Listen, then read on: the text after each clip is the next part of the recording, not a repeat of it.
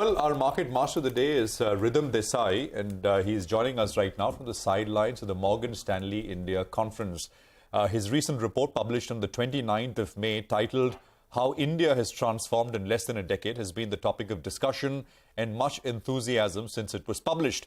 I mean, I can say that I've spoken with Ridham on markets on the air for at least 15 years, and I can say that apart from tracking micros, Ridham also zooms out and looks at the bigger picture for India. For example, earlier, just this year, he published a report titled "Why This Is India's Decade." Ridham, it is a great pleasure speaking with you. Thank you very much for your time. Appreciate it here on CNBC-TV18. Let me start by asking you a simple question, Ridham.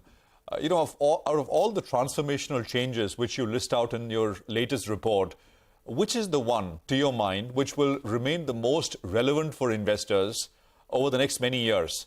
Which one is the most durable, according to you?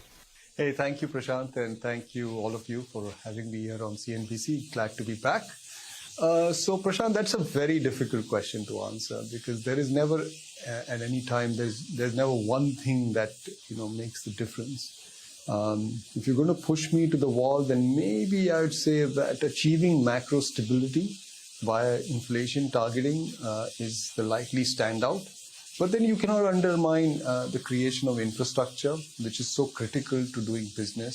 You cannot undermine the success that we've had in engineering social transfers and reducing leakages, because all these things have led to this transformation that the economy is currently experiencing. So very difficult to point out one of them, but maybe these three are standouts, and there are more, of course. And it is like, if you do one thing, then you achieve one result. If you do many things, then you get a compounding effect, which is what I think India is experiencing today.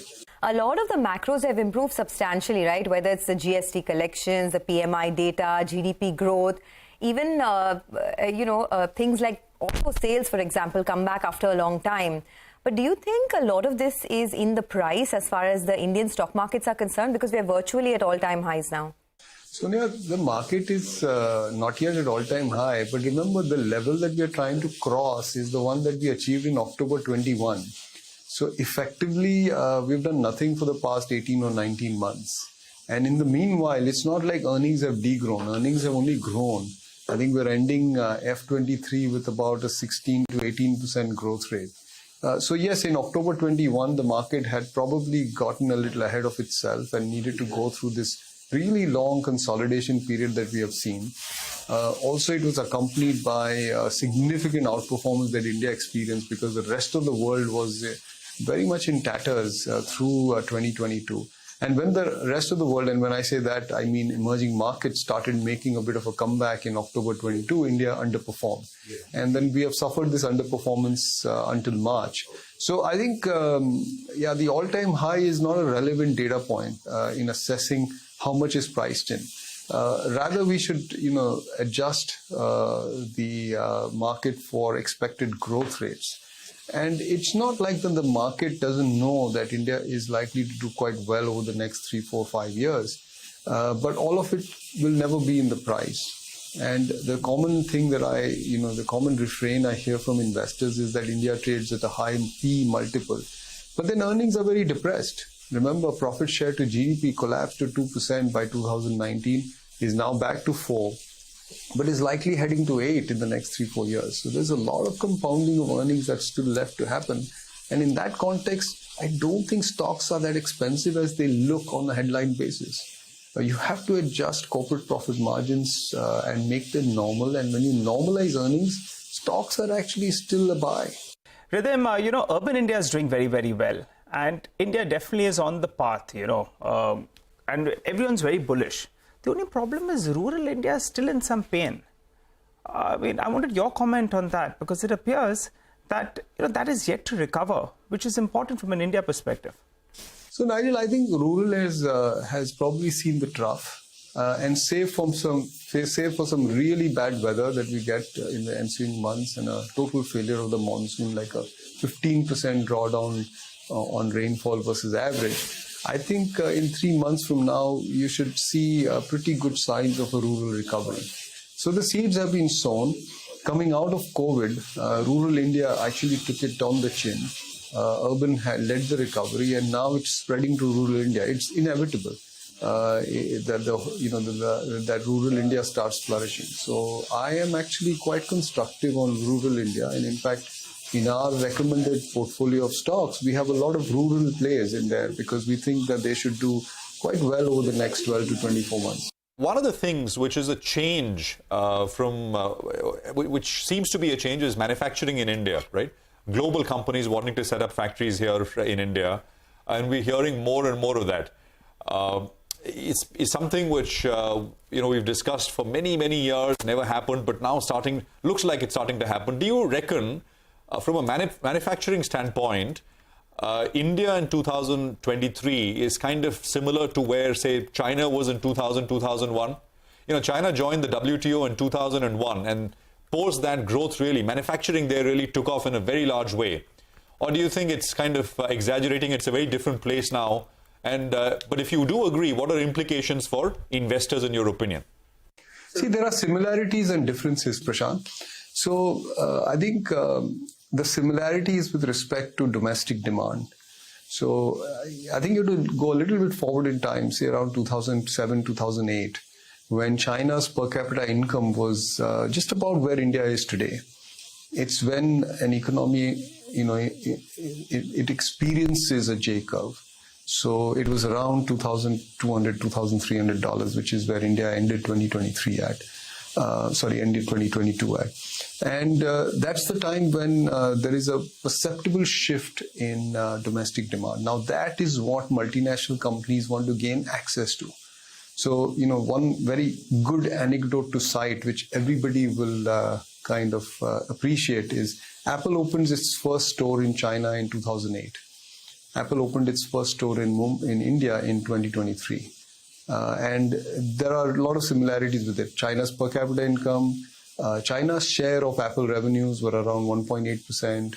India's share of Apple revenues are estimated at 1.6%. So that's the similarity. But that's about it where it ends. Everything else is different. So one of the first differences is the change in the global geopolitical landscape, which is driving a multipolar world, where companies at the margin are seeking to diversify production out of China and take it elsewhere. Now, India seems to be a very attractive place to go to. For one, because it has a market which everybody wants to gain access to for the next 10, 15, 20, 30 years. And the second is that there are incentives that the government is giving to overcome the cost of doing business, via lower taxes and via, production-linked incentive schemes. So that's one difference. The second big difference is where we may be in terms of global growth. So global growth was at a very different level in the previous 30 years. Now, going out into the next 10, 15, 20 years, it's likely that global growth is not as fast. The world is aging. It has a lot more debt on its balance sheet and is likely to grow a whole lot more slowly than what China did, what China experienced when it was going outwards. So, that's another thing that kind of makes India a little bit different from the situation in India, a little different from China. So India will have to rely a lot on its domestic demand, on its domestic conditions, and add on the export growth that will come to it. Whereas China, did not need to do that, given how strong global growth was in that period when China was actually adding manufacturing capacity. And the last difference is that, at the time when China was adding manufacturing capacity, I dare say that there was a lot of capacity that the world needed. Today, in a lot of sectors, that is not the case. So it will be a little bit more selective. Having said all of this, we do see India's manufacturing grow as a share of GDP. That, by the way, has stagnated over the last 25, 30 years. In fact, in many parts declined. And we see a very robust improvement in manufacturing share of GDP over the next 10 years. So manufacturing is certainly a renaissance story in India.